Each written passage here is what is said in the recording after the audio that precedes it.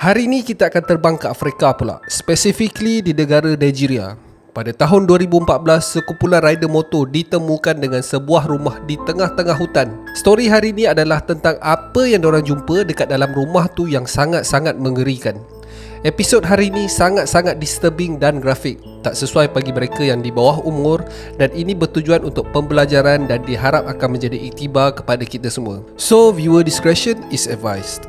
Tapi sebelum tu, Assalamualaikum, nama aku Bamboy dan welcome to CTV, di mana Abang Boy akan mengupas kes-kes true crime, kisah misteri, pelik dan seram yang terjadi di serata dunia.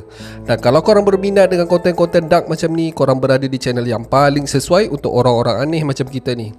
Di akhir video, kalau korang suka dengan konten ni, Abang Boy sangat-sangatlah appreciate kalau korang boleh belanja Abang Boy satu like, dan mungkin juga korang boleh consider untuk subscribe dan tekan bell notification button supaya tak terlepas video Abang Boy yang akan datang. Tanpa melengahkan masa, let's roll the intro.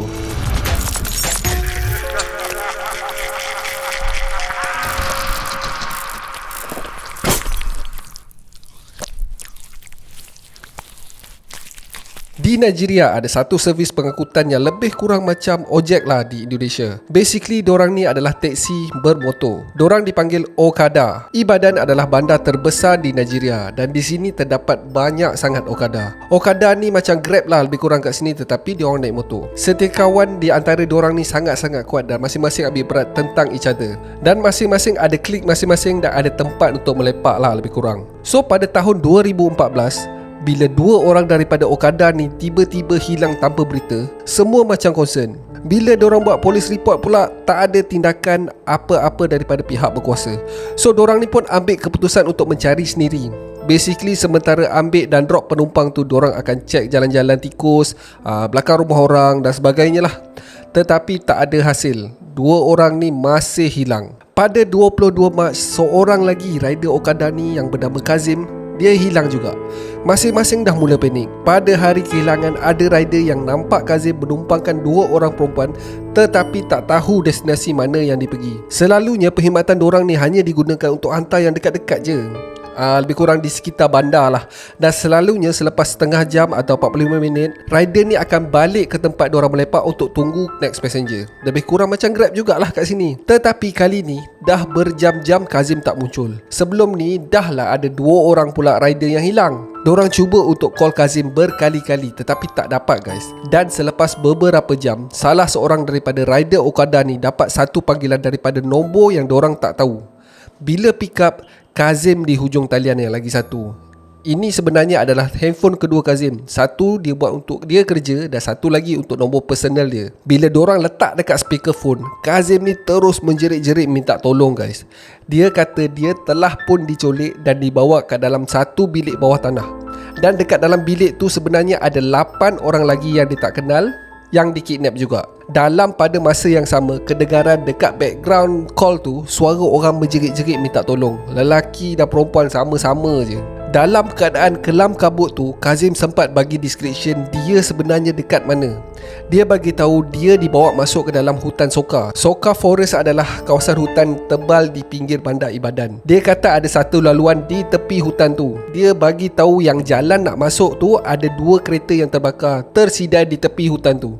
Dan dekat tepi kereta tu ada laluan masuk. Laluan sangat-sangat kecil. Tetapi masalahnya, Kazim ni tak tahu dekat mana sebenarnya dia berada dekat dalam hutan Soka tu. So rider-rider ni semua memang tak banyak cerita, terus start motor dorang dan follow instruction si Kazim ni.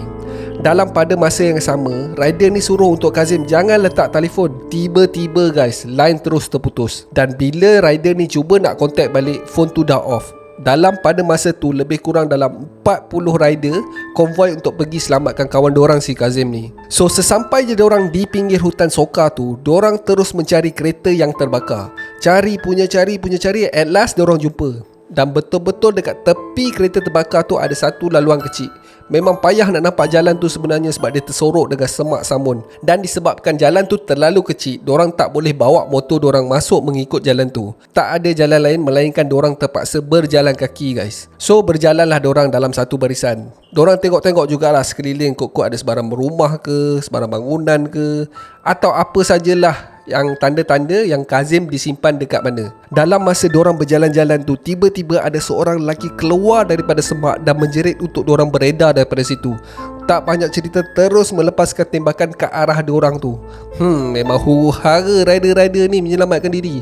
Nasib tak ada siapa yang tercedera kena tembakan. Masing-masing berlari balik ke motor diorang dan plan untuk kembali dengan lebih ramai lagi rider-rider ni. So sesampai je diorang dekat tempat diorang berkumpul pada awalnya, diorang ada juga consider untuk melaporkan polis. Akan tetapi mungkin disebabkan kes kehilangan sebelumnya, polis buat macam layan tak layan je. So diorang ambil keputusan untuk bertindak sendiri.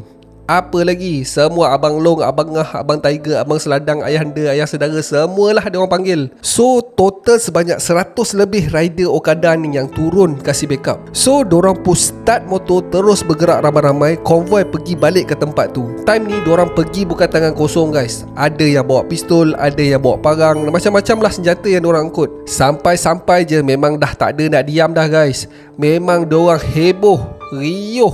Niat diorang adalah untuk menakutkan grup yang menembak diorang masa first time diorang sampai tu. Jalan punya jalan, akhirnya diorang sampai dekat kawasan bukaan dekat tengah-tengah hutan tu. Daripada jauh diorang boleh nampak ada 2 bangunan tinggal, lebih kurang macam warehouse lah.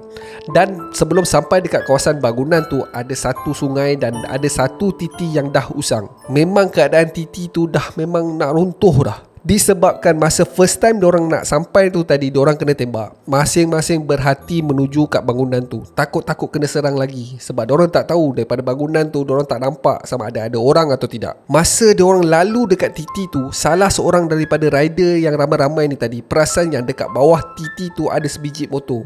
Tengok-tengok, itu adalah motor milik Kazim guys. Time tu kebanyakan daripada rider ni dah menyeberang titi tu. Diorang pecahkan pintu salah satu bangunan yang ada dekat kawasan tu. Masing-masing terkejut beruk guys, sebab dekat lantai bangunan tu penuh dengan baju. Baju-baju sekolah, baju orang, beg tangan perempuan, pasport, dokumen pengenalan diri dan semualah. Akan tetapi Kazim masih tak dijumpai. So dorang pun beralih kat bangunan yang lagi satu. Bangunan ni memang siap berpagar, siap berkawat duri guys. Mujurlah salah seorang daripada rider ni bawa pemotong dawai. Selepas beberapa ketika, diorang pun berjaya membuka pagar dan terus menendang pintu bangunan tu. So masing-masing menuju ke arah bangunan tu. Dalam pada masa yang sama, diorang perasan bau yang sangat-sangat busuk guys. Bau tu lebih kurang macam bangkai. 2-3 orang yang dekat depan pintu tu terus menendang pintu sampai tercabut. Masing-masing dah buka buah, get ready to fight dah. Akan tetapi apa benda yang diorang jumpa tu buatkan diorang sangat-sangat tergamam guys. Apa yang diorang jumpa dekat dalam bangunan warehouse tu adalah satu hamparan simen berbentuk petak. Dan di suatu sisi tu ada lebih kurang macam mangkuk lah. Permukaan hamparan tu dia sengit ke arah mangkuk tu. Kalau korang boleh imagine, kalau korang curahkan air tu akan mengalir dan masuk dekat dalam mangkuk tu. Apa yang memeranjatkan lagi adalah di sekeliling hamparan simen tu ada tulang temulang manusia guys. Dan ada yang masih berdaging lagi. Gila betul. Tak cukup dengan tu ada lagi yang lebih memeranjatkan dorang. Di sekeliling bangunan, dekat tepi-tepi dinding tu, terdapat ramai orang yang dirantai dalam keadaan lemah dan ada juga yang tak sedarkan diri. Keadaan diorang ni memang tak terurus dan ada juga yang tinggal hanya hujung-hujung nyawa sebab tak makan guys. Apa sebenarnya yang berlaku adalah bangunan tu digunakan sebagai kilang anggota manusia guys. Di Nigeria, sebahagian besar rakyat dorang masih lagi percaya kepercayaan kurafat seperti ilmu hitam, bomo-bomo dan sebagainya. So bomo ni akan menjanjikan kekayaan, pengaruh, kecantikan dan sebagainya. Dan selalunya ritual-ritual perubatan ni memerlukan anggota tubuh manusia. Disebabkan demand yang banyak, maka kilang-kilang pemprosesan manusia ni banyak tumbuh di sekitar Nigeria. Apa yang rider ni jumpa adalah salah satu daripada kilang tu. Tak habis kat situ lagi guys. Dekat bilik bahagian belakang bangunan warehouse tu terdapat satu alat seolah-olah macam giletin, alat pemancung kepala. Dan dekat dalam bilik tu juga diorang jumpa seekor buaya yang sangat-sangat besar. So diorang rumuskan yang penculik ni menggunakan buaya ni untuk melupuskan bukti-bukti. Polis pun telah dihubungi dan in total sebanyak 23 orang telah diselamatkan dan dibawa ke hospital yang berdekatan. Akan tetapi apa yang peliknya adalah Kazim bukan di antara orang yang diselamatkan tu. Sudah rider-rider ni teruskan pencarian diorang guys. Mengikut info yang daripada Kazim ni, dia dikurung dalam bilik bawah tanah. Habis semua kawasan berdekatan diorang geledah dah selongkar. Akan tetapi diorang masih tak jumpa pintu masuk ke dalam bilik kurungan bawah tanah tu.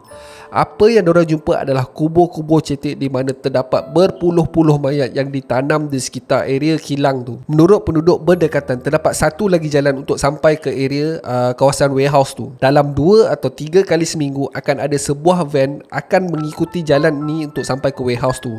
Dan setiap kali van ni masuk, diorang akan terdengar satu jeritan daripada arah bangunan tu. Benda ni berlangsung selama lebih 10 tahun.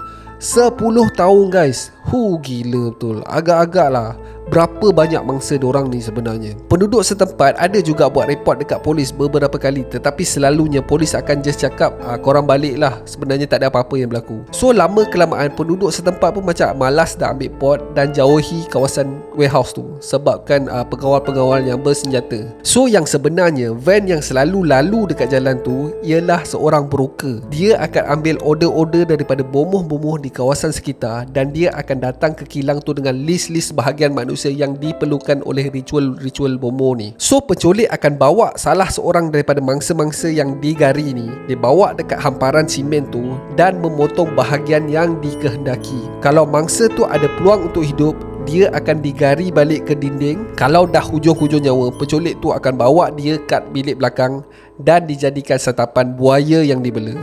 Gila tu, memang tak ada hati perut siut. So polis pun dah sampai, mangsa-mangsa pun dah diselamatkan. Akan tetapi Kazim masih tak ditemui. Jadi rider-rider Okada ni merayu pada pihak berkuasa untuk menolong dalam proses pencarian Kazim dan 8 lagi orang yang masih terperangkap dalam bilik bawah tanah. Korang nak tahu apa yang polis buat? Diorang terus menafikan pasal bilik bawah tanah tu dan terus meratakan kawasan kilang tu dengan jentolak. Dan selepas beberapa hari berkawal dekat tempat kejadian, polis terus belah macam tu je. Tak ada siasatan, tak ada soal siasat. Terus tutup kes macam tak ada apa-apa yang berlaku. Langsung tak ada sebarang tangkapan yang dibuat. Disebabkan tindakan polis yang lebih kurang acuh tak acuh je buat kerja. Ini menimbulkan rasa tak puas hati pada rakyat.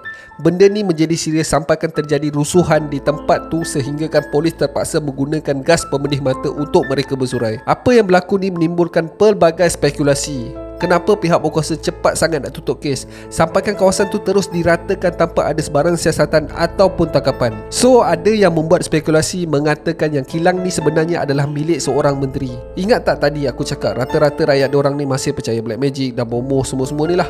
Mungkin di antara menteri-menteri dan tokoh-tokoh berjawatan tinggi dalam kerajaan menggunakan khidmat ritual bomoh-bomoh ni. Dan ada juga berpendapat pemerdagangan anggota manusia ni sangat-sangatlah lumayan. So tak heranlah kalau ada menteri yang backup. Sampai ke hari ni kita tak akan tahu apa yang terjadi sebenarnya pada Kazim dan 8 lagi orang yang terkurung dekat dalam bilik bawah tanah tu.